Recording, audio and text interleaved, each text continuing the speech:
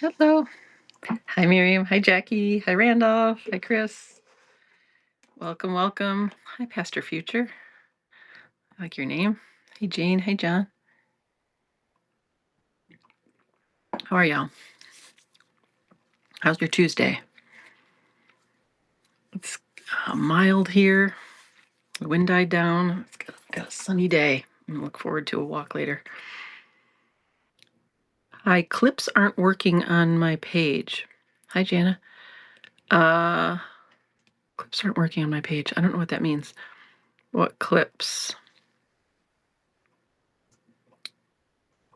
Hey,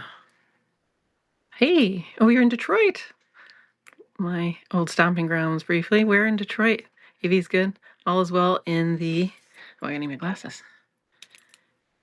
The Kootenays. Where are the Kootenays? That's a cool name. The clip you posted 2 hours ago. Weird. Okay. Okay. The clip from whatever it was. Was it the Kindred clip? Or maybe I think I posted a couple. Shoot. Okay. Don't know. Don't know what's going on there. I tell you, the clips thing, being my own producer and editor is not my jam, so there's glitches. Subsec is having issues lately. Okay. I'll assume it's them and not me, although sometimes it's me. Hi, Liz. Taylor, then Oak Park tomorrow. Oh, Oak Park is very near where my mother lived in Rochester. My father lived in Berkeley. So, yeah, Oak Park. I'm trying to think of a good place to eat. I can tell you to go. Seva. Oh, go to Seva. Or maybe you're not going to go to Ann Arbor, but I think there's a Seva in Berkeley and Oak Park area too. It's a veggie restaurant that's really good. Hi, Faith. Hi, Anna. What's up, Liz? It's good to see y'all. I am open today. I'm here. The plan was to talk about the kindreds and the subspecies. And so if you've watched the Friday 4-hour presentation, that will be helpful for today. And yesterday, we sort of launched this Free World Trust, and that was a big bomb drop too, and plenty to talk about there. So I put in the description, like, we can talk about the subspecies, or we can talk about whatever you want. I'm open. And thanks for the save out rec. Okay. I'm open. I'm open to whatever you guys want to talk about. If you also wanted to have like the old school Q&A where you're working on something, you're healing something, and we can talk about that tomorrow. Speaking of which, Basvi is going to come on again. She and I have these incredible conversations. This young woman is Basvi is so committed to healing and so awake and so like, since she was a kid, just like, what's the truth? I want that. And so we started talking about a bunch of different things today, and we're going to talk tomorrow. We're just going to be in conversation. We're going to talk about healing and awakening being the same thing. And that's true. It's true. And that one process requires a letting go of identity. And all your identities, like you think you're going to be able to hold on to an identity, but it's really not the case. And she's gone through a lot of identity releases recently. We also want to talk about, and this is really relevant to this collective idea of the community trust. We want to talk about, so we're going to talk about this tomorrow, remaining sovereign in community, right? So we joke that this is the one cult to end them all. But it's actually totally different than any cult, right? Where it's decentralized. There's no one leader. It is everybody remains sovereign, and you only show up and contribute and are part of this trust because it's enjoyable, because it's fun. That's what it really comes down to. And so we were both we were talking today about like how I will not want to connect with people in the community often because it's like it's alone time, and I think we are having to redo everything. Like all the ways that society runs literally everything are insane and upside down. So how we run this collective is going to be all of us being completely sovereign really complete on our own, and then it's just this abundance. I'm going to do a video later where I talk about how there's really the only two kind of economies: the dead economy, which we currently have, that's extractive and against natural law and made up and it isn't real. And then the gift economy, which is based in reality or natural law, in which if we were left to our own devices as free range people, we would just do everything that's fulfilling, and it would be gift upon gift upon gift. We would literally make gifts for each other. The people who want to build houses would build houses. People who would want to build gardens would build gardens. That's natural law, and it's really not even economy. It's just aligning with the abundance that is our nature. So, but in order to build that, we have to come together from this gift place, from this abundance place, not from like I'm like, if it's not fun for me to check in on Substack and what's going on in the comments, I don't do it. And there's a story that's like, well, if you want this thing to grow and you want to build this collective, and this is really important, and the world's on fire, you should really make some clips and call somebody, do something. But I no, no, because if I build from there, I'm building from an identity, I'm building from a story, I'm building from debt, I'm building from, uh, you know, from this whole distortion field. So we're going to talk about that tomorrow. Um, and then we're going to talk about, oh, she had this beautiful breakthrough of like desire. So honoring what's fun and fulfilling for you and imagining that, like, oh, this is what I want, is the very thing that gives us a step forward. It's like it gives us the space to look back at the conditioning that we're currently sitting in and be able to heal it. Um, and so it's great. It was like it's this huge breakthrough, and she has beautiful ways to discuss that. So don't miss that conversation with Vasavi tomorrow. And just as a reminder, she is for hire on my website, $80 an hour, really good deal. And she is so committed to your freedom and your healing and getting to the bottom of where you're um, where you're blocked, where there's a belief left, where there's pain left. And she really fundamentally gets this idea of like, it's meeting the pain. It's that all of spirituality basically bypasses the body, and they don't know how to heal. All of psychology still doing the same thing. Most healing and wellness is there's still pain avoidance. There's still kind of the superficial version of healing. And so Vasavi gets it. She's doing it herself. Let's see what everybody's saying. What's up, Robert? Abby, Wildfire Rose, hi. I appreciate you too, Abby. Thank you. Hi, Diana. Hi, Dr. Rob. What's up, Jennifer? Mike. Faith says, so true. I just want to heal, play, and feel free. I know. That's it, right? That's literally all we want to do. We just want to heal and play and have a garden and a dance party. And it's so natural. It's so simple. It's so doable. Yesterday after the Free World Trust thing, I think it was Bill who said in the comments, like, this is so doable. I was like, yeah, this is so doable. It's so simple. It's like, I'm just writing what's kind of like really obvious. So, yeah. So if you haven't watched yesterday's, you don't even have to watch it. It's like the trust is there, the write-up, the initial write-up.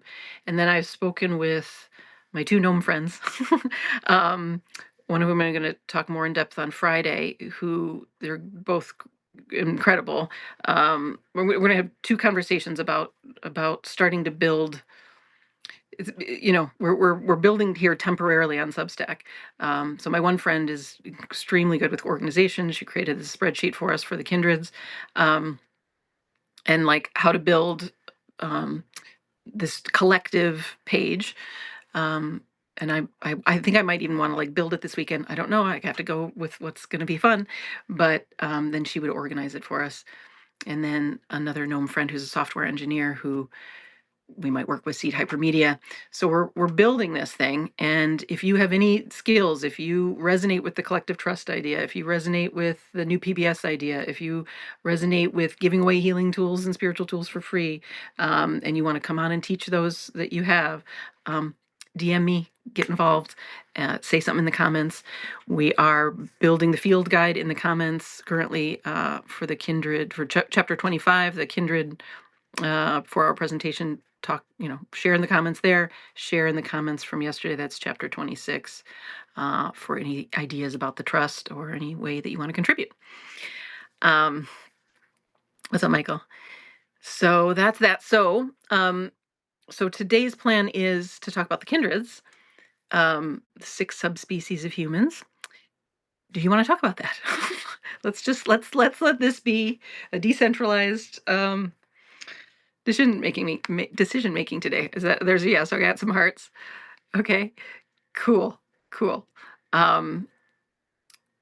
I'm so I don't have any new things to say about the kindreds today. Like I said, I sort of did it, and then I'm like, oh, that's out there, and now everybody can start to realize things themselves and contribute, and I've done my part. But I've been thinking about these things and experiencing elves and gnomes, and I have a collection inside of me, a lot of wisdom inside of me of just having thought about it for 8 years or however long it's been. So if you have questions, I might be able to answer them, and I'd love to toss it out to everybody so that this becomes more of a conversation. So that's that. So any questions, any comments, any reflections having watched the Kindred stuff? Or if you want to talk about something else today, we could do that too. It could just be like an open Q&A too. I've got something on my nose.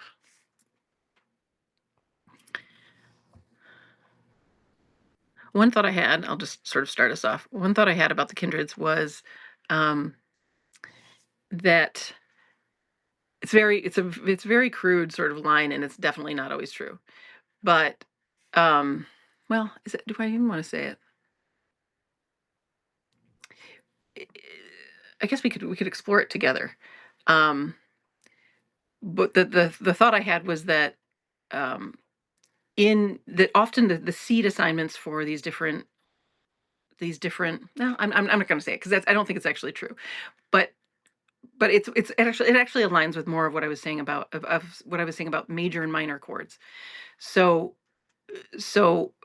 a major chord. So I was saying how I'm like I'm a hobbit, and how people sort of center around hobbits. They center around the people that have the major chord, and I was thinking of them as in terms of like they're the front of the house people. So like the front of the house and back of the house folks, right? So I used to be a wait. I waited tables for 10 years, and put myself through school. And so I was always the front of the house person. The back of the house people were more of the elves and gnomes and is it humans as well? Who were the other elves? Gnomes. Majors are fairy, hobbit, dwarf. I guess it's humans, yeah. And it was a lot of fairies and a lot of hobbits front of the house, and a lot of gnome chefs, um, and then dwarf bartenders.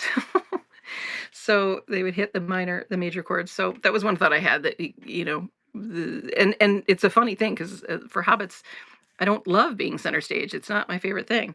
We tend to be introverted, homey types, but it's just where we end up a lot of the time. You feel like you have traits from a few, for sure. It's here's my experience with it is like it's sort of why I read the famous people just really quickly and like didn't want to go into it too much, is that it's a gestalt. It's like a feeling. So we all have traits of all of them, but overall there's this signature.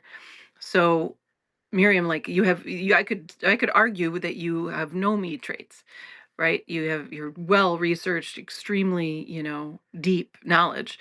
But it's the way you do it. The way you do it is fast and loose. and your whole aura and vibe is fairy. It's just it's light and playful, and it's like it has that sort of flashy major chord feel to it. So we have to kind of feel these things and see them and know it's a way of knowing that isn't from the left brain.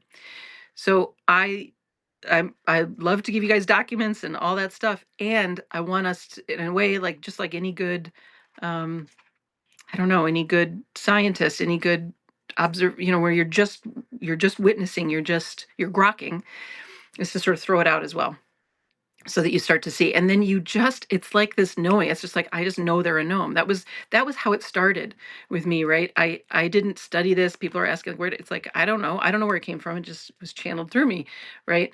And I didn't, before I was able to describe anybody and the traits of any of these kindreds, I just knew, oh, my friend Sarah Jean, the apothecary host, is a gnome, and it was the way she feels. It's her aura, it's her quality, it's her taste, it's her sound, right? It was actually through my body and through my senses, and so, you know, it's like it's just practicing. It's just practicing and sharing with each other. Here, we know this person's an elf, and and then she just shares what her really yummy day is, and then we learn more about what an elf is, and we can feel it. So these days it's like I just know. I'm like, oh, that's a gnome. And then later I find out why that person's a gnome. Do you know? Fast and loose. Right, where a gnome is so not fast and loose. I'm a fairy at heart. Yeah, fairies always know when they're a fairy. I can play from any position. That's very fairy right there. Oh, that's a great phrase. See, this is we need we need to write this stuff down. I'm gonna write it down. I can play from any position. That's very fairy, right? Because if we go, here's the butterfly. They move in and up and down, in and out really quickly, right? And a fairy is like, it's performative. They just fairies are they're so playful, and they just want to play. They just want to, like, they just want to have fun, but they also like they're just, nothing's ever so serious. So it's like, well, I just want to try that out. I want to try this out. Like my mother, I think I said this, she was a fairy married to a gnome. Terrible match, really. I'm sorry, Randolph, but you know this already. Um, my father would like go to the basement and sulk, and she would want to go to a party every weekend. And she would say, she was like, well, I didn't, she was like, I didn't cheat on your father. I just kissed a bunch of people. And she meant it. She meant it. It's like, she didn't, you know what I mean? It's just an experience. It's just that it's the taste. She's just gonna like try it out. And she's just like, I'm gonna try this position, I'm gonna try this position. It's just all for fun. It didn't mean anything. To my father, the gnome, it was like, what that means everything. Like, you don't love me, you don't care, you're not committed, you're whatever. All of that. So a fairy when they're just like, I'll just taste it, I'll just try it, and they hold everything much more lightly than the rest, than certainly the gnomes. Um, Randolph says other systems like astrology and enneagram have ways to nuance a basic division. For instance, in astrology, expression of the sign is influenced by the house it resides in the natal chart, or each enneagram has SOC, SP, and one-on-one. Seen any spectrums that influence how kindred types expressed? I'm going to have to read that again. Nuance of basic astrology expression of the sign is influenced by the house it resides in the natal chart, or each enneagram type.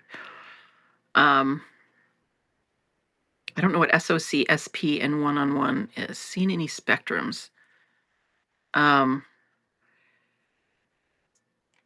If you by spectrums, I don't know if you mean like the Venn diagrams I've proposed, or like the major minor chords, or we might also say the color spectrum, right? The slower wave colors are more like a gnome, or like you get slower the more you go down. So fairies is the highest frequency, so whatever color that is, all the way down to human. Is that the kind of spectrums you're talking about? And then, I need y'all's help with that. It's like I just threw out some ideas, um, but we're gonna refine them together, Um, and this idea that you were talking about earlier, Randolph, with me, was about how the Enneagram, it's like if I'm a 3 and I'm struggling, like I'm in my conditioning, I move more toward I think it was more toward a 6 or something, or maybe it was the opposite. I don't know, remember, but it's like, it's healthier for me to move toward a 9 versus a 6, and then we have this triad. So it could be like that, right? Where, uh, and um, I guess that would be true with me. So when I'm in a story in fear, right? I was saying how I gave away all my clothes that were elf clothes. I'm moving more like an elf, which is actually it's my conditioning. Whereas actually this is probably true. This is probably true, and everybody can check this. So in the spectrum, right? Fairy, elf, hobbit, gnome, dwarf, human. Here I am in the middle as a hobbit. If I'm in my conditioning, which is like I have to prove myself, well, at any rate, right? I'm not good enough. I got to push. I should really be doing clips and whatever, right? I'm moving faster than I want to move, um, mentally especially, and I look more like an elf. Now these days, I really can't do that for very long, but I used to. Whereas if I'm slower, and I actually let myself dive deeply into something and just be sort of like quiet and a little more know me, a little like let myself sort of explore like the mycelia, that's better. That's um more like my natural rhythm. Now, my natural rhythm is somewhere in the middle, but if I look more like a gnome, look and feel more like a gnome than an elf, that's the healthier side. So it could be like that. So check, Um, it's like, and I might say this about fairies. So like if we think of the spectrum as a loop, right? So fairies sit next to humans and then elves. So if a fairy looks like a human, meaning highly superficial, only caring what other people think, right? Which is where my mother erred. Actually, she too worried about too much about that. Now fairies, we fairies are so unique that they often feel like they have to fit in, and so they're going to default to human. But she was much better when she could be focused like an elf, and she could be her fairy way. She was a speaker later in her life, and she would have these really funny kind of outlines for her speeches. But it was the way that she would approach it was more elfy. It was very like, here's the idea. I'm going to get from A to B. As a fairy, she went like this, but she was more focused and focused on what she wanted to deliver versus what she thinks everybody wants to hear, um, which is where she would fall short. So there might be something to that, right? So let's explore that together, and then wherever you are, it's like, where do you sit? Let's see. Don't know. Do people know what they are? Have you watched it? Do you know? Did it make sense? Did it resonate? Where you're like, yep, that's me. Hi, Corinna. What's up, Kat?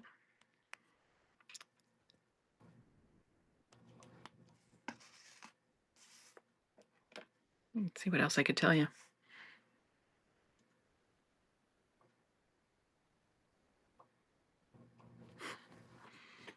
I'm thinking of the conversations I've had with different people over the week. Oh, I had a like. Well, I won't share that. Randall says, good example how the amount of conditioning influences the kindred expression. I took on a lot my mother's human kindred behavior. Yeah, yeah, yeah, exactly. There's there's a larger picture here of like, I mean, it's just how life sets everything up for us to for just the right amount of challenge, Um, but I find it fascinating. Like my view is like if I describe like what I want everybody, all the kindreds around because they're all so amazing.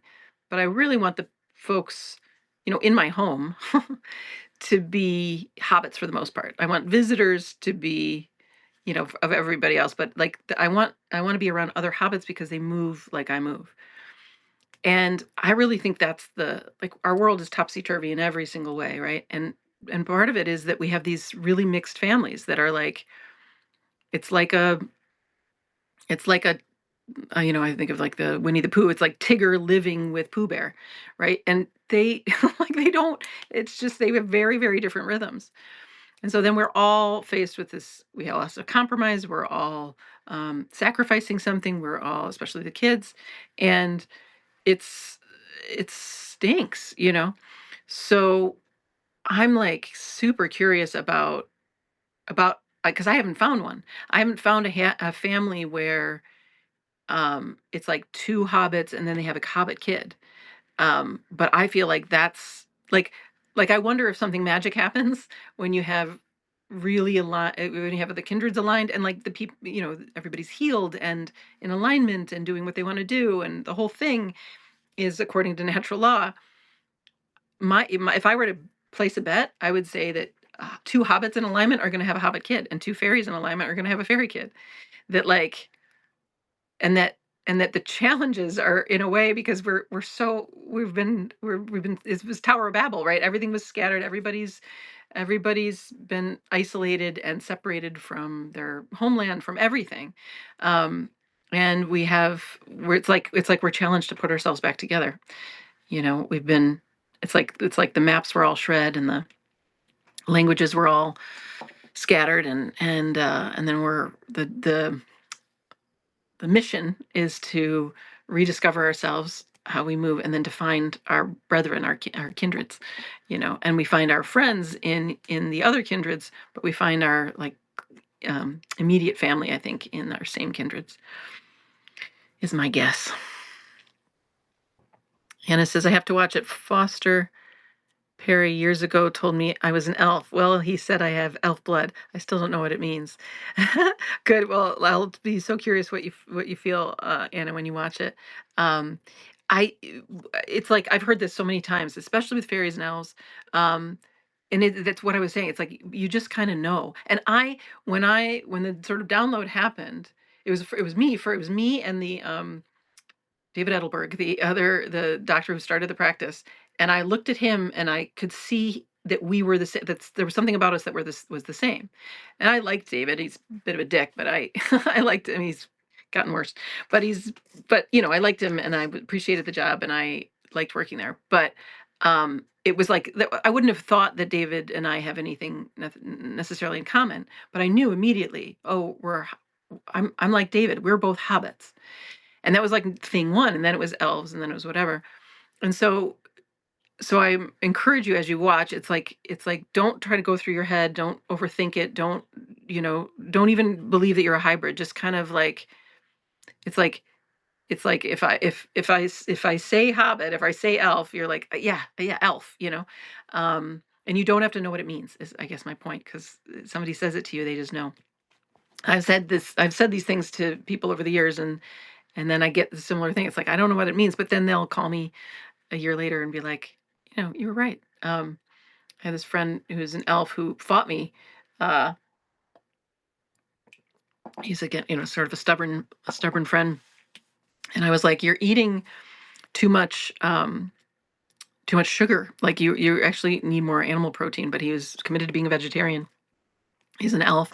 And I was like, okay, you know, um, but later on he admitted he was like yeah I needed that out you were right you were right and then he remembered like oh maybe I'm an elf and maybe I need this animal protein. Then he felt so much better. So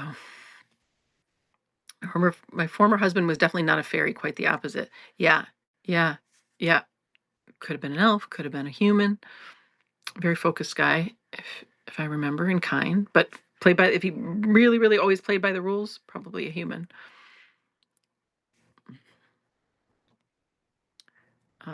Let's see. Hi, Dan. Abby says, as a fairy, I've always not attracted the same. Why is that? Um, um, yeah. Well, this goes back to our conditioning, right? And how we were brought up usually with people who weren't fairies, weren't our kindred, right? So we're all healing, we're all finding our natural rhythms, and we like attracts like, meaning if you've still got conditioning in there that has you working against yourself, you know. Um, I was just thinking today again about this debt versus gift economy, and I was like, there's a fundamental belief that we have. Like by the time we're like I mean, I had it when I was so young, right? But the belief is I owe, like I have to, and Bossy was talking about like this, why she had such a struggle in college was because she was entering the realm of have to, right? I have to go to college, I have to get a job, I have to do this, and none of that's real. So our whole world is so artificially created. Um, so whatever your belief is, right? Whatever's still in there that would so my sense of unworthiness and that I owe and that I have to like it's almost like it's like I have to suffer to get um um I have to earn my keep and I have to almost like bleed out for other people um in order to be in relationship. Um so that story, right, is gonna magnetize somebody with the mirror pain, right? So my unworthiness attracts unworthiness in someone else. And then I was talking about this yesterday, right? Empaths and narcissists. And so we just do this dance together until I clear my unworthiness, I clear my owing, I clear my earn my keep, I clear everything to just what do I actually want? And my body responds naturally to that other person. And if they're a different kindred than me, there's only so much time I want to spend, right? Um, so so so it's healing. It all goes back to healing. When you heal everything, you're gonna naturally attract um, complementary kindreds and kindreds that are also healed and that are your vibe. Another fairy, for instance. So, or not for instance, but another fairy. So, if you haven't seen, there's so many, healing chapters now, and tomorrow will be another good one. Um, And maybe I'll do I mean, maybe this week, uh, I do another, like, healing Q&A. I don't have anybody scheduled to come on and do, basically a live session, but I could do what I've done before, which is, like, just like this, right? Throw out what you're struggling with, um, and we'll find the core fear, which is gonna be shared by everybody. We all have the same ones, core fear or core belief, same. Um Yesterday I was talking about, spell, curse, belief, thought, egregore, um, energy block. Those are all the same. It's all an energetic block, an energetic twist, an energetic knot that has a belief on one side of it, on the mental side, and a pain on the physical side. So we'll go together and go, and so Abby, you could show up and just go, like, where's that? We could do that now too, but um, and then heal it together. Heal it together. So I think maybe we do that this week. So Vaspi's coming on tomorrow, but maybe Thursday we do an open Q&A again. Or we could, I don't know. I'm really open. I'm really open this week. I'm like, I don't have a plan. Miriam says, eating like a fairy for the past 10 days, feeling lighter. Fantastic. That's so great. That's so great. Yep. Fairies, you guys can really eat quite light.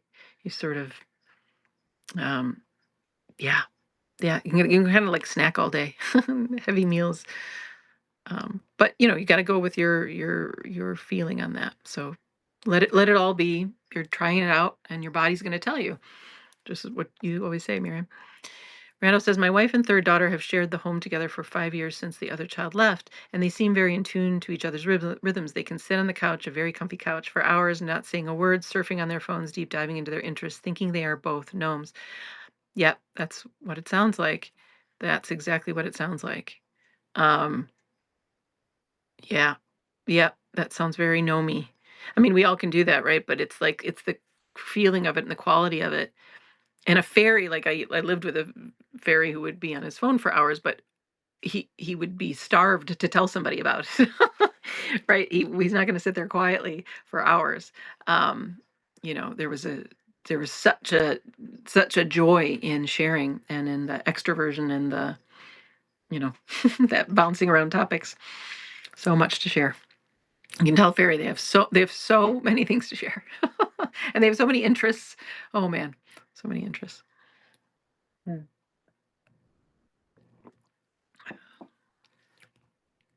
those deep divers, the ones that's like they'll just research certain thing or go into that singular thing for a long time, including streaming, just sort of flipping on their phone. That's going to be elves and gnomes. They do it in a really different way, but um, elves are like it's about the efficiency. It's about getting to the end. Gnomes, it's about the exploration and going way. It's like they could give a shit about efficiency. It's like they'll miss dinner. They have no idea. They don't. I mean, elf might too, but they don't like. It's about the exploration, and it's about um it's about like the exploration is gonna show me where I'm going versus the elf is like, here's the goal, I'm gonna get to it. Both mental, both exploratory, both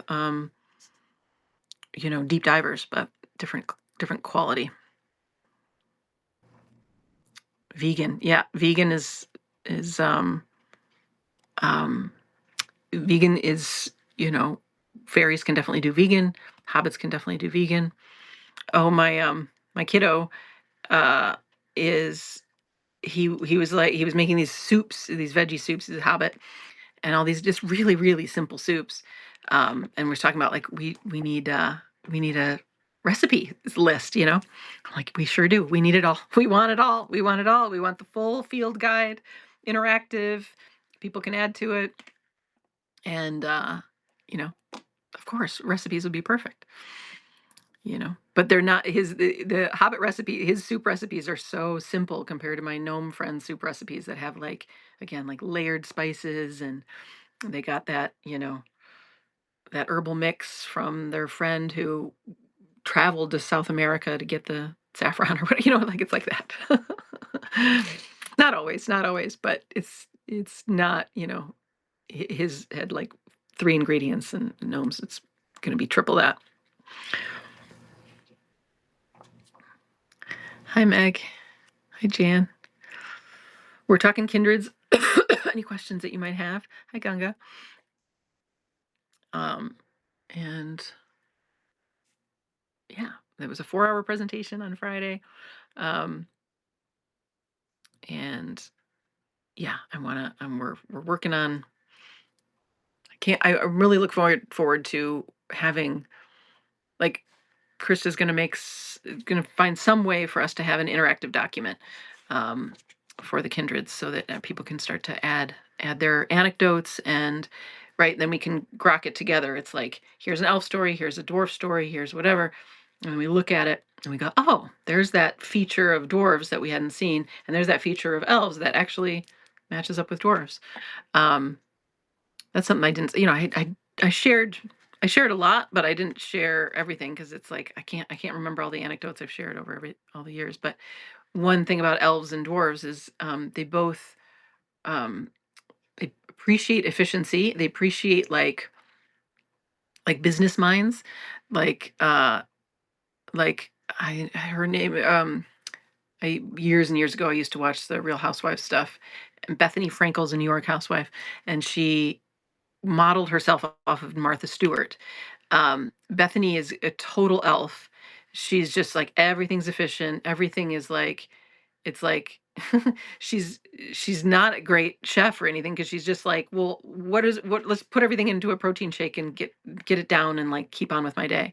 Um, and some like a lot of what goes on with her and everybody is there's conditioning mixed in there. But the prime directive is efficiency. The prime directive is like what can I get done in a day? Let's get to the end of this project. Um and she just is elfy. It's just all ideas all day long. But she modeled herself off of Martha Stewart, who is a dwarf, and her thing is really all about the business. It's like it's actually about the money, and it's actually about like it's sort of like the family and the clan. um and and it's way, way, way more hands-on. But they respected each other in terms of like focused business mind. And uh and so yeah, there's a nice overlap there with elf and dwarf, but the way they do it, um like dwarves are so hands-on. They build everything. Martha's like out there on her tractor on her land. And for those of you who don't know, it's like I almost feel like I really hate talking about celebrities, so I'm gonna move off of it. I can't wait for us to have our own templates because like all celebrities they've sold their souls a little bit at least. But anyway, if you look at their two homes, Martha's really has a dwarfy feel, and Bethany's has a really elfy feel. And so Bethany is just like putting shit together, you know, and it's like, and then what she wants to share with you is look how quickly you can make this egg. Look how quickly you can make this quiche or whatever. Whereas Martha is like, look at all the different appliances I have and how I was on my tractor to go get the eggs from the chickens that I raised myself. And how I don't know how family oriented it is. How the the whole home is about the family.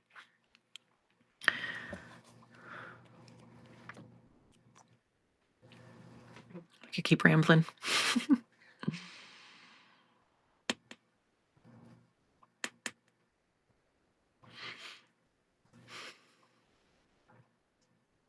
I can think of other dwarf examples.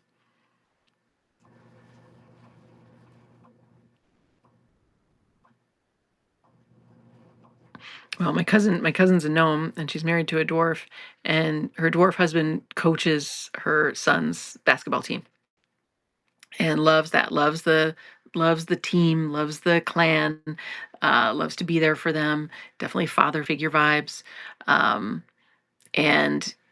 is runs by the rules. Everybody starts on time, and then her human mother is always there in exactly her role. She's got the snacks. She's there on time. So the dwarf and the human are, you know, very, very committed to the whole program. And my gnome cousin is too. I mean, she goes to the games as well, but she's much more interested in having a deep conversation. She's also a physician's assistant, so the kids will come over, and when they have small injuries, they go to her, and she'll know what to do. And she's in her heart, she's not very interested in the rules because she's a gnome. So her mother annoys her. My dear aunt, it can be like, ugh, I don't have to watch every second of the game. I don't have to cheer my son on every shot he makes. But my aunt, the human, sure does.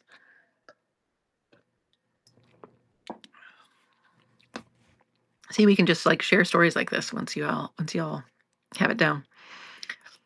Randall says, couldn't think of one dwarf in my life, although I've had dwarf bosses that I just couldn't bear working for. Are there just some types that each have no interest in? Um, yes and no. There's aspects that are going to clash, but they can also be complementary um, if there's relative health there. But yeah, fairies and dwarves are very different. Although my mother, a fairy, was married to a dwarf, and they had a lot of overlap. They both, um, they like I would say more so than fairies and gnomes. Fairies and I mean everybody has overlap. This is why we need those Venn diagrams. So fairies and gnomes, you and your wife, right, can be highly artistic and exploratory, and you really enjoy her mind, and she enjoys yours. But dwarves are not very mental, and they're not that interested. They're much more physical, right? It's they're the muscles is their body domain, um, and they're much more rule bound, right? So, but my mom and Cecil would they liked adventures together, and road trips, especially because Cecil loved road trips. Um, and they loved like family and activity and parties. So they were always the last two at the party. Because fairies just you're vibing with everybody the whole time, and dwarves are so resilient. They can so they would both like stay up late, and they could kind of do the couch thing. They would be doing very different things. My mother would be exploring one thing and reading the news, or I don't know, talking with her grandkids or something, and Cecil too. So they also shared a lot of love for family. My mom, especially for the kids, and Cecil loved his grandkids, so there's a lot of that bonding. Um, but there's sort of a I don't know. They're both like um,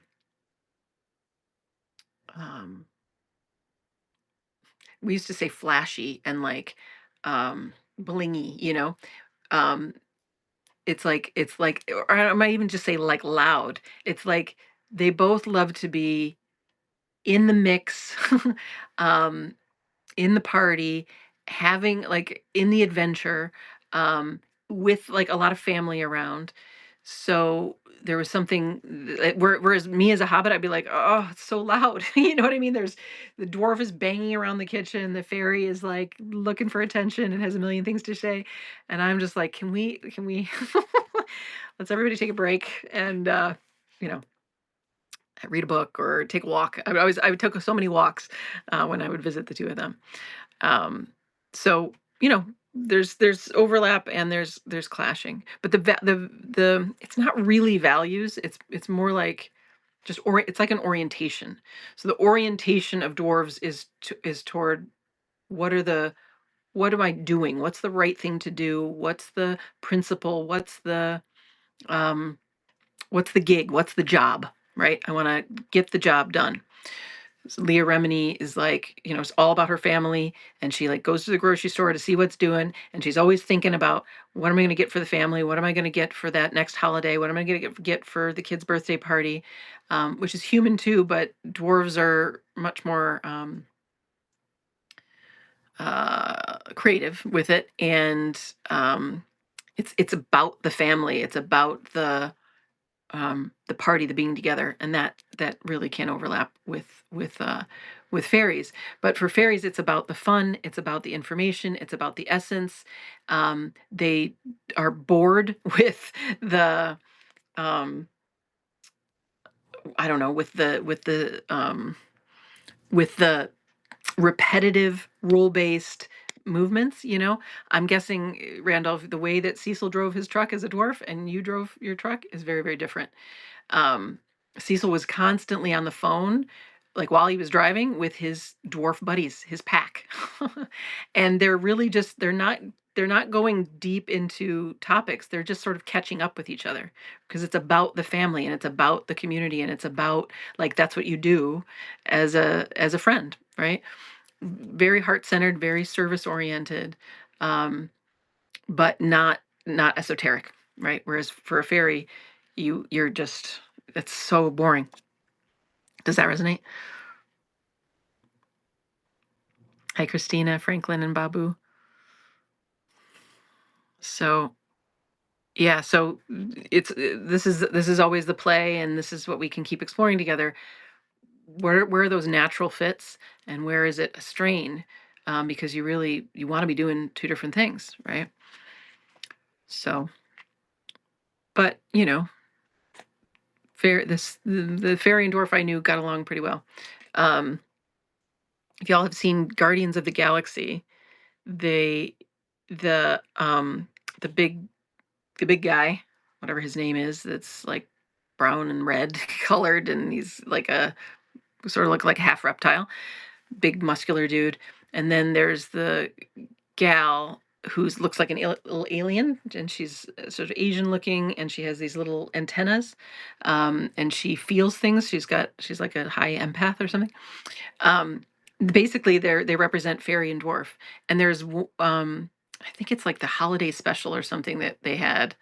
I don't remember what it was, but there's this party, this holiday party, I think it is, and it's the dwarf and the fairy that are at the very end of the party. Like they're both like trashed off of, I don't know, some space juice or something, and sitting on the street. I'm like, oh my god, that's my mother and Cecil. Like they you know they had like a love hate relationship, and he would sort of say he was disgusted by her and she hated him or whatever, but actually they kind of liked each other as well. So there was some overlap there. The Guardians of the Galaxy, I'm trying to think if they have other representations there. The main guy, Chris whatever his name is a hobbit.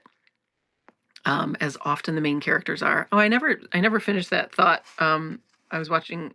I don't watch many movies or anything, but I watched everything, everywhere, all at once, and those two main characters, not the daughter. The daughter's but the husband and wife, the main characters, are hobbits. They're both hobbits, and the daughter, I believe, is a gnome, and she's hard to please. um, but they get there. That's the kind of the whole. Just if I don't want to do any spoilers, but beautiful movie and felt very true to me. Like all of everything is everywhere all at once, and when when I glimpse into another, or any of us glimpse into another realm, it's still just right here. It's not a past life really. It's just another angle from yourself, from that one eye, the one consciousness. It's just looking at herself through hobbit eyes, through elf eyes. And yeah. So this is really, it's oneness is the truth and the body is the truth, and these are just other windows into the truth of this avatar in this time and place. But we need to hold them lightly. We're going to talk tomorrow with Vospi about identity, and it's like you also can't hold on. Like I can't hold my hobbit identity. So as much as I want to say like we don't have, we do have this sort of the main kindred that we are, and don't believe that. You know what I mean? Hold it very lightly, utilize it because it's helpful. But at any moment, right, I might look pretty gnomey or elfy or whatever, and nothing is going to fit so perfectly. We have to see it as a gestalt, and then be willing to just throw it away. It's just a helpful way to validate what's actually already true. Like like the reason I'm sort of bored with it is because I live mostly in alignment. You know what I mean? And so I don't need to know I'm a hobbit anymore. It's like, who cares? Yeah, I'm a hobbit. But I want everybody to know so that we can build a field guide that's really helpful, but also is because it gets to the point where I'm at, where it's like, yeah, they're a Virgo hobbit with a tiger Chinese sign, and we have our blueprint, we have our thing, and we read it, and we know what our enneagram and our high human design is, and our kindred is, and it's like great. Still doesn't change the fact that you want this for dinner, and it may not be what hobbits eat most of the time, right? But what it can be is just this reflection that resonates with something that you hadn't seen yet, a feeling and a knowing that's like, oh my God, that feels like home. That feels true to me. Great. That's what it's for. It's definitely not to try to squeeze yourself into it. It's to free you up to be your authentic self. So yeah, we'll just continue to hold it lightly and remind each other to do that. And I wouldn't, it's not that I'm bored. It's just that like, it just it doesn't matter what you call me. You know what I mean? It's like it's just a word, and it doesn't actually matter whether it's hobbity or not. It's just whether it's true or not. So yeah. But the vast majority, I mean, what I like about the kindreds is that it everybody I've introduced it to, it once they know and they see like, oh, I had a human mother. That's so helpful to know. They stop expecting their human mother to be different. They stop expecting themselves to be different. And it's a validating thing. And so it's moved everybody toward more freedom than restriction so far. But I do want to just say that again. Miriam says, oh yes, bored with the status quo, but also all about family. Yeah, exactly. So there's where you and the dwarf can overlap. But yeah, the status quo, like the dwarf just doing the same thing every day. You know what I mean? Like Randolph, if Cecil literally would do, it's the same pattern, right? Dwarves and humans they have no problem repeating it. Fairy, no, thank you.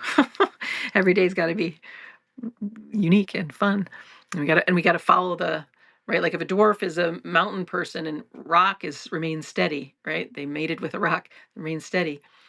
And you all mated with a butterfly. Kind of the opposite. But you both might orient around the same flower bed, you know. Janice says, where can I read about fairies, hobbits, elves?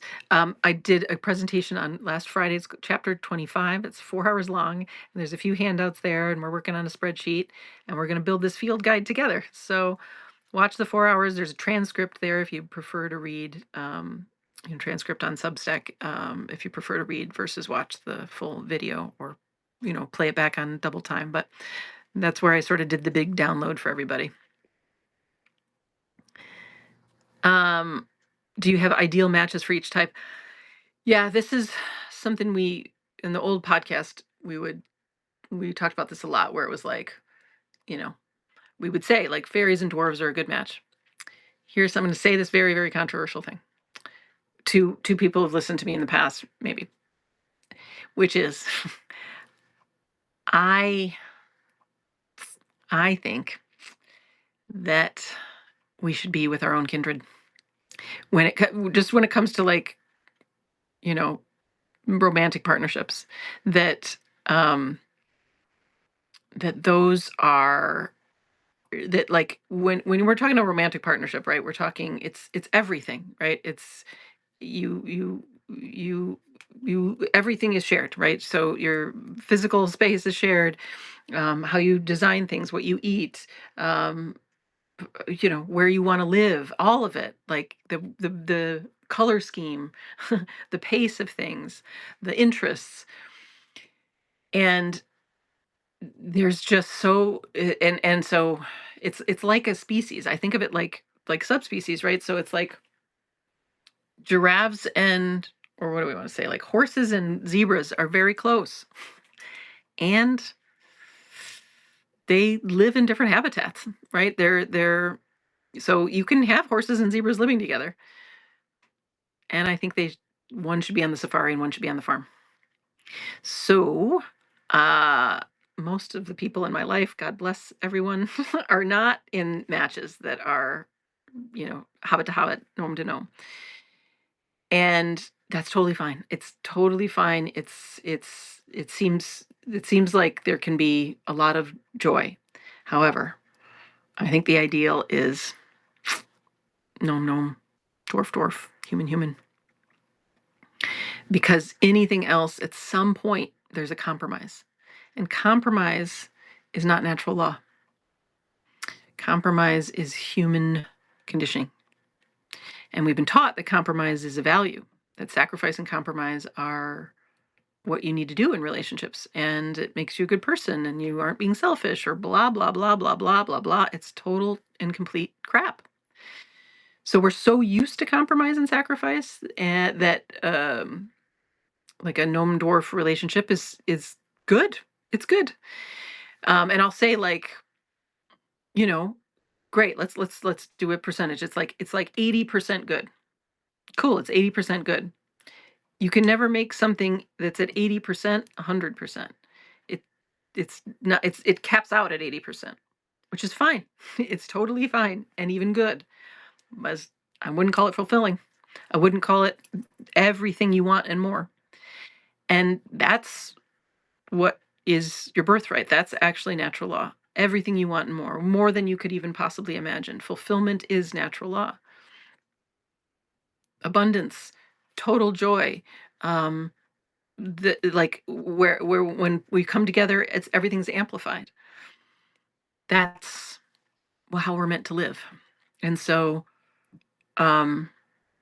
so the couples I know, the matches I know that are the happiest by far. I mean, every single one of them that I, and this is, again, not to say that the ones that are not a match aren't happy. They are.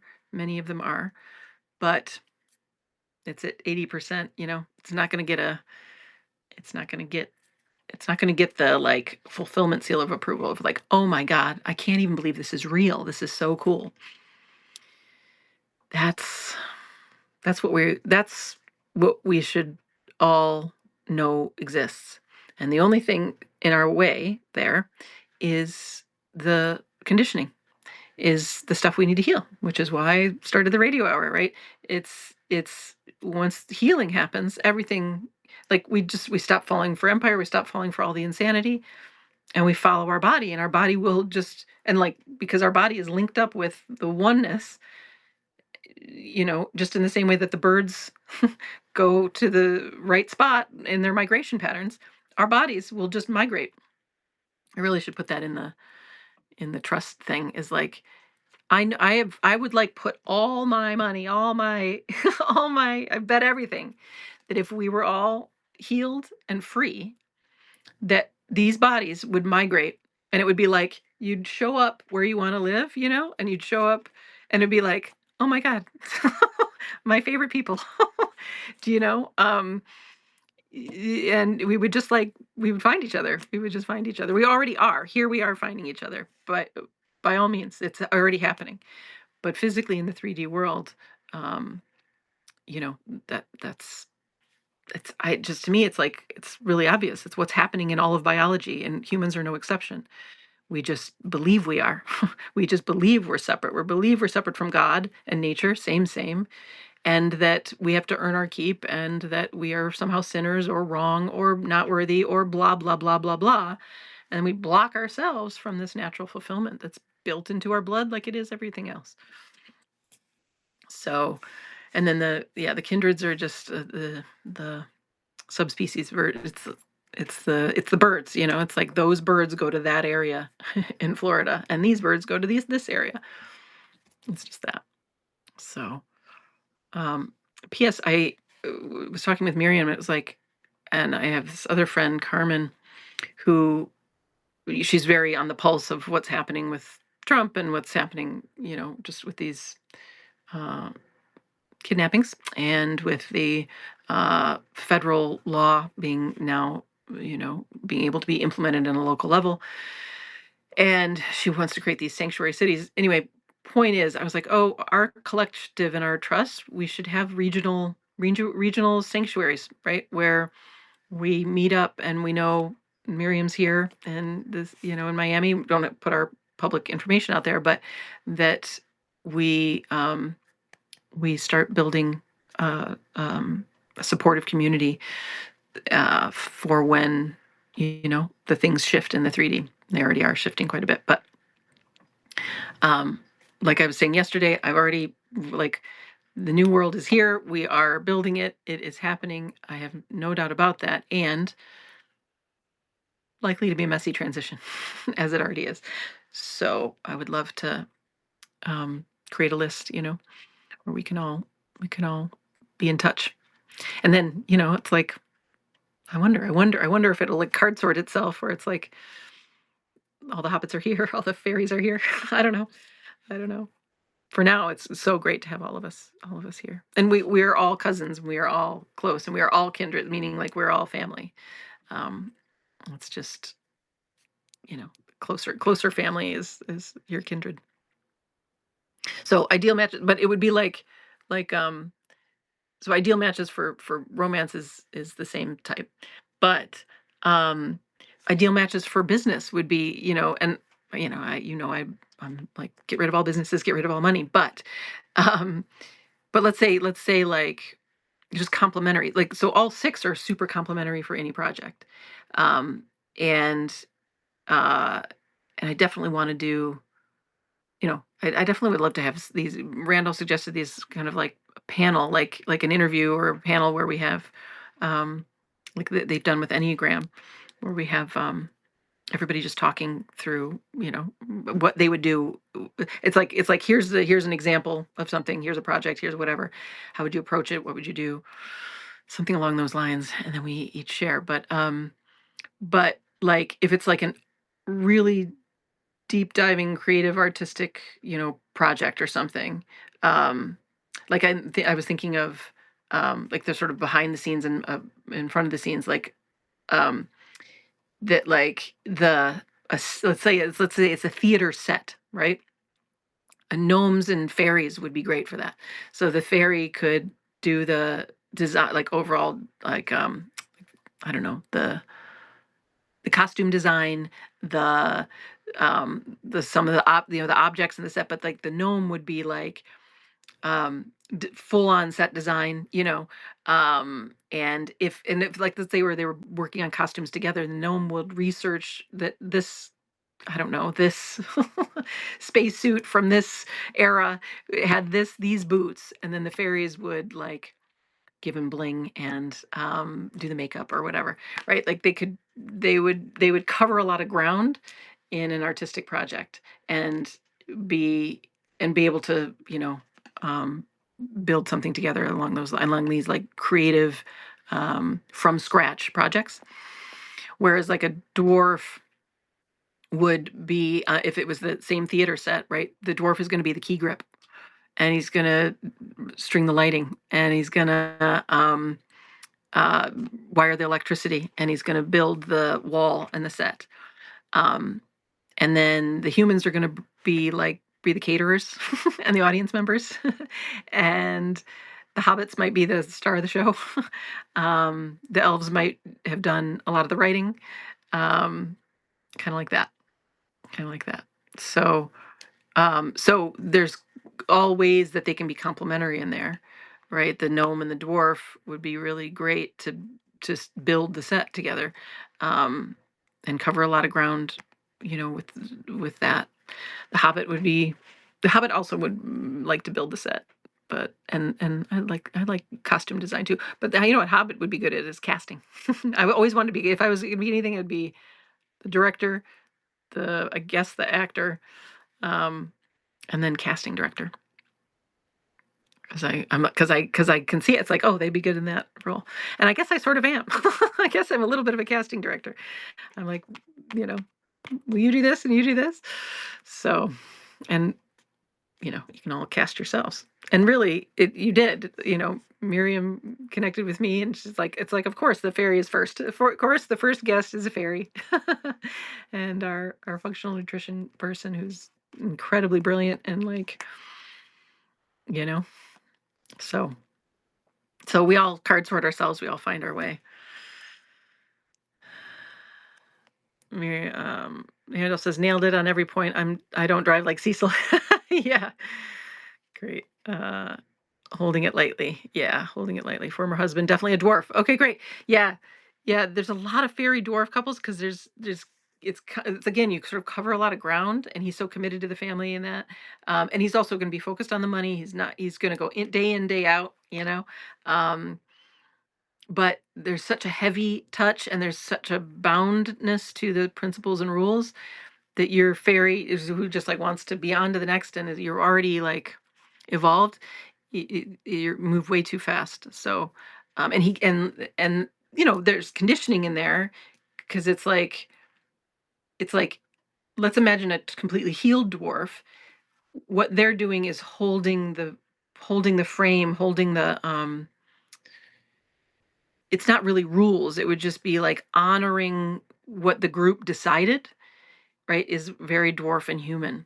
So, so we don't have dwarves here yet, but I'm like, but the dwarves would actually be the ones to like sell this. And like Cecil was in sales, um, and like pound the pavement, right? To like bring it home. Like I was saying, like they pound it into the ground, right? The gnomes research it, the dwarves pound it in the ground, and the humans make sure we have a manual. um, so it's very possible that a dwarf could support a fairy, like again, not probably a romantic relationship, but um, by just like making sure you have everything you need, which he did. And like if you give him the rules, he'll be like, okay, this is what we're doing. And especially because it's for his family. Um, but if there's conditioning that's not willing to let go of those rules, or have a new set of them, right? There's fear there. Um, and that's why it would be good to like, I mean, I guess I can talk about it now.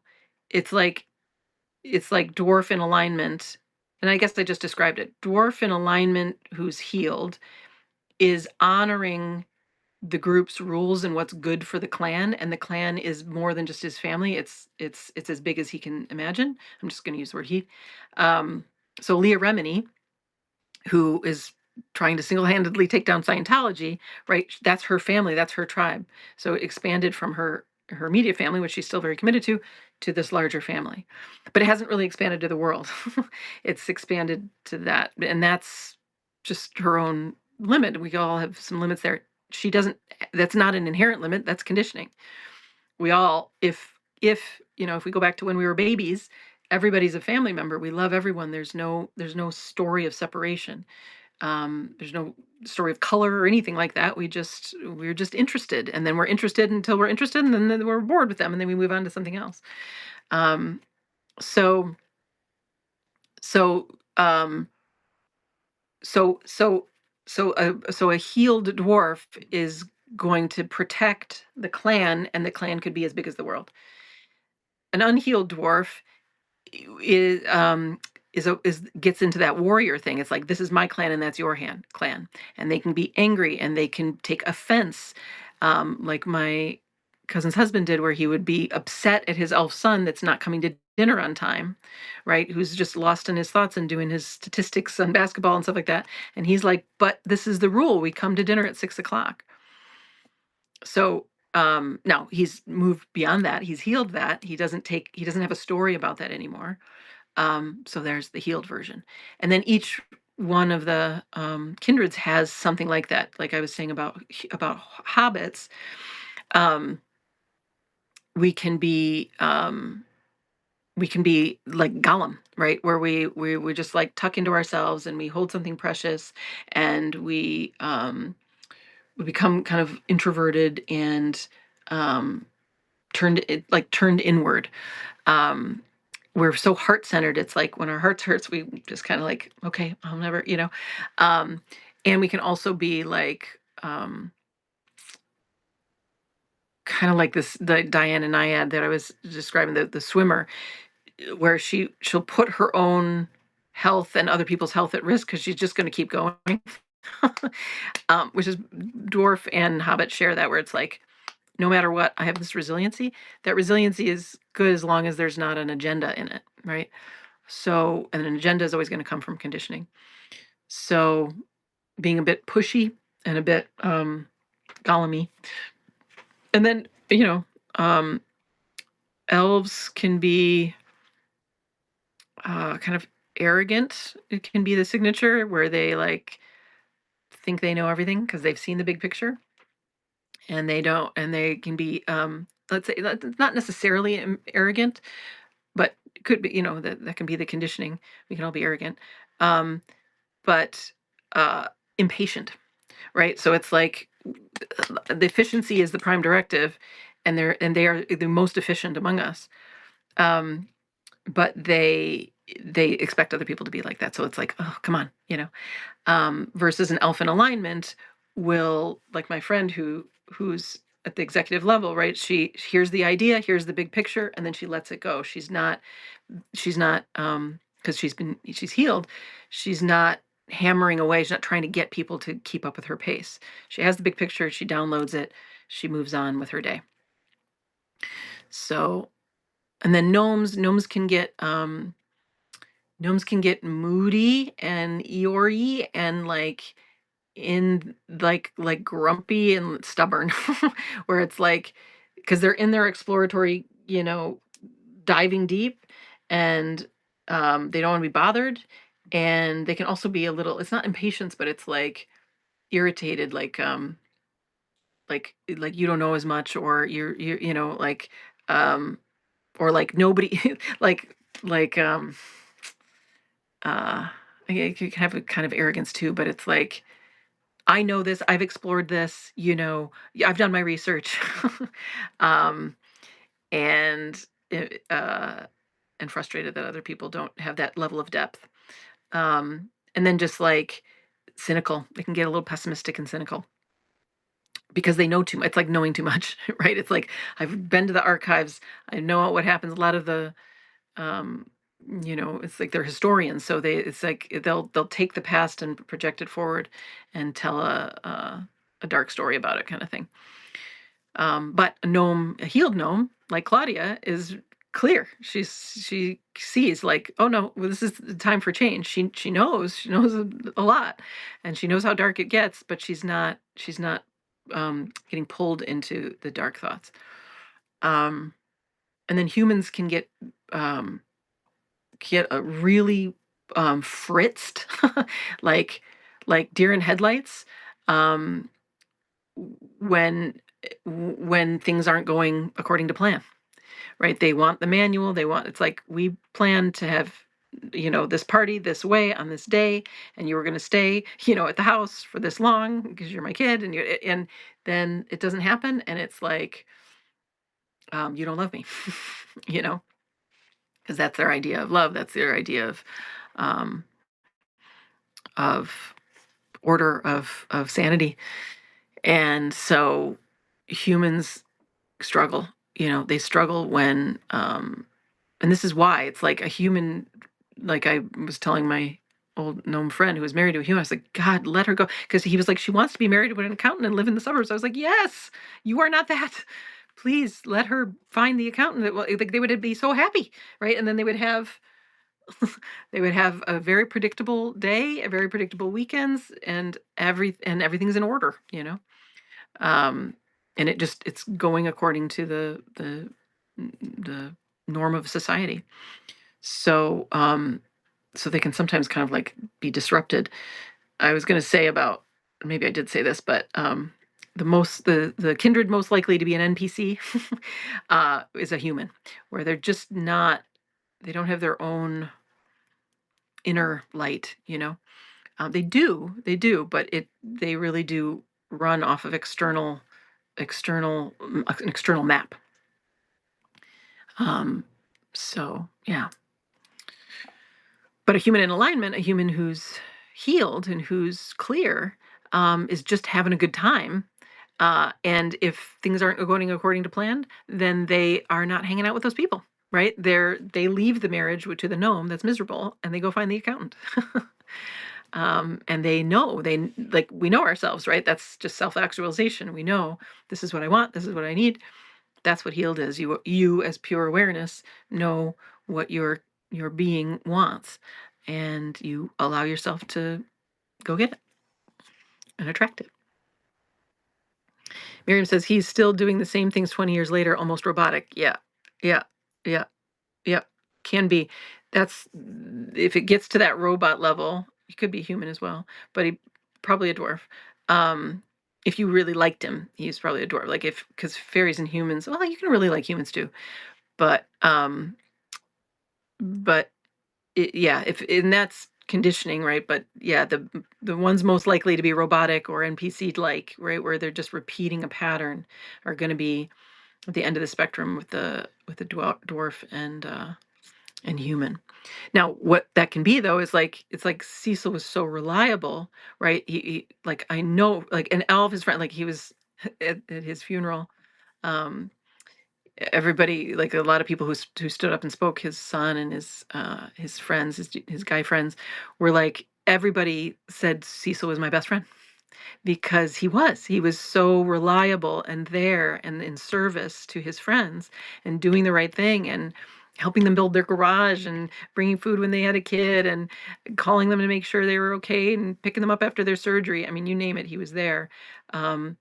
But yeah, it can get to this robotic, like the conditioning is unclear, is clinging on to that trait versus enjoying it, right? It's one or the other. And so, yeah, dwarf or human for sure. Waiting on that. Can't believe it is real. Build a city or a village somewhere. Yeah. Songwriting duos: McCartney, fairy, Lennon, elf. Paul McCartney's a hobbit, and Lennon is an elf. Yeah, totally. Songwriting duos, nice compliment there.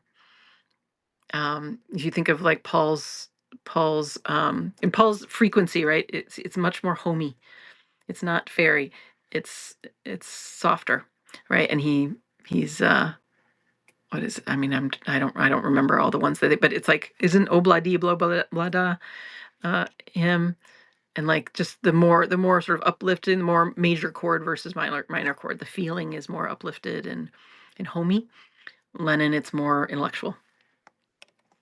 Right. And Lennon, it's imagine all the people. It's very elf. Imagine. McCartney's like talking about people in the backyard. Right. And then Harrison, I think it was a gnome. George, pretty sure, not 100% sure. And then I think Ringo is a dwarf. As on the sheet there. Um, Ringo's very kind of flashy and very bang bang bang, and very yeah, kind of reliable.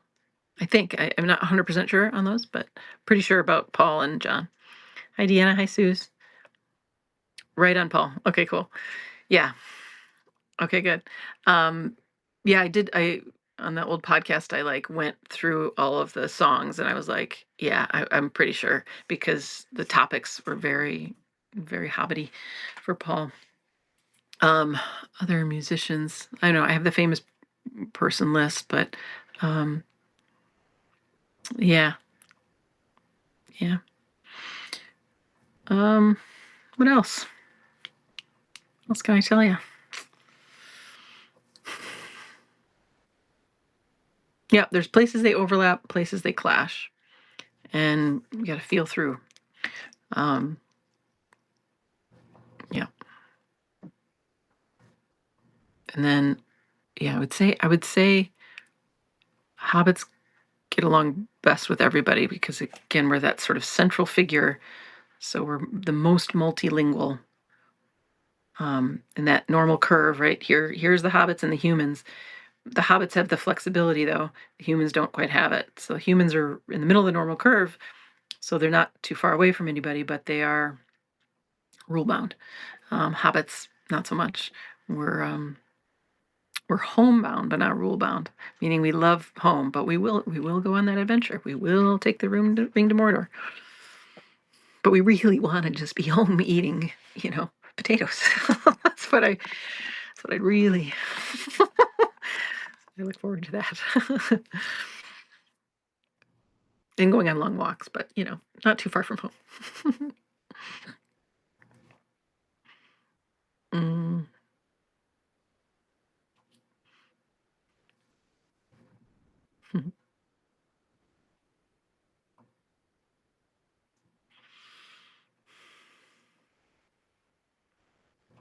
Do you guys want to do a healing Q&A this week? And if so, will you vote for Thursday or Friday? I don't know. I guess it doesn't matter, but um, yeah. I'm just like, are we there? Are we at? Yeah. Okay. Cool. Thursdays are 4 p.m. Pacific. Fridays are noon Pacific. We could do Friday. It could be Thursday. Friday could be like I want to revisit the trust thing, and Friday could be like a catch-all. It could be like the accumulation of this big week of the kindreds, the trust thing, the conversation we're going to have with Vosvi that's going to be rich, maybe the Q&A on Thursday um, that triggers some more healing techniques, and maybe Friday's like the potluck where I cover everything and we just have this conversation and about all kinds of stuff. That's my thought. What do you think? Won't be around Thursday, but we'll watch the recording. Okay, cool. Cool.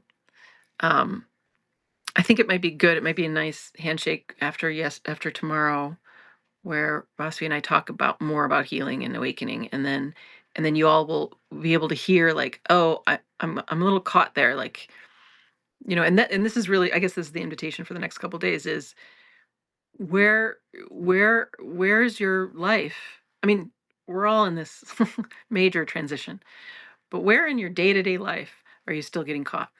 Where is there still fear that you get caught into? Where are your relationships not actually in alignment? You're not communicating truth in that relationship. It's not authentic, right? So where are you not authentic? Where where are you struggling? Where's the suffering? If you can identify it, what are the thoughts at the base of that? What's the fear? What's the belief? Um, and what pain are you avoiding in the body? Those are all kind of together. So the belief, the fear, the source of it is pain, and it creates these tricky dynamics in our relationships where we're avoiding the pain, we're avoiding what's really authentic and true, we're running a program, and over time that just gets really fatiguing. And this moment in our lives is a reckoning moment. It's like everybody's got to get really real. We got to get real with ourselves. We got to get real with each other, because the world is splitting, and it's like you're either with truth or you're with the old program. You're with the lies, and we all have some of the old program in us, and we have to pull it out, look at it, see that that was a lie. That's not what I want to do. That's not true for me. That was inherited from my parents, inherited from my schooling, inherited from my society. And here is what's true. So that's what healing is, right? We're waking up from the thought, we're healing through the body. Same process. Healing is awakening, awakening is healing. Thank you, Abby. Good to see you. I'm willing to participate in a group healing session anytime. Okay, cool. Great. Great. I'm the boss. All right. I'm the boss. I forget that I'm the boss. Still getting used to that. Okay. Thursday it is. Thursday will be open Q&A, healing, group healing, as Abby calls it. Great. Love it. Group healing. Thursday, deep conversation with our resident. Oh, you know what I was thinking is that everybody's like anybody who comes on is like a resident in our collective, right? We're all resident, like, it's like a resident in a hospital. So Miriam has her residency, I have my residency, Vasvi, Randolph, we're all residents. And that it's really more like it's like a home, it's like a family, it's like and sort of like a hospital, and like I was saying yesterday, it's sort of like everything. It's a collective, and we are everything to one another. We belong to one another. And so we're friends, and we're also each other's teachers and each other's healers and we're not really healers, we heal ourselves, but each other's supports. And we can all be residents in this collective. We can live here together. So, okay, Boss tomorrow, healing group session tomorrow, sort of potluck of topics on Friday. And we'll see you all then. Thank you all for being here. It was a joy, as ever. And we'll see you soon. We belong to one another. Yeah. Hi, Psych. I'm curious about what your background is. It was just a last reminder. Again, come on as a guest. If you want to have a session, DM me. If you have skills and things you want to contribute to the collective, let me know. Let me know. The door is wide open, and we're doing this together. We're building this regatta/arc together, sovereign and connected. Okay, y'all. See you soon.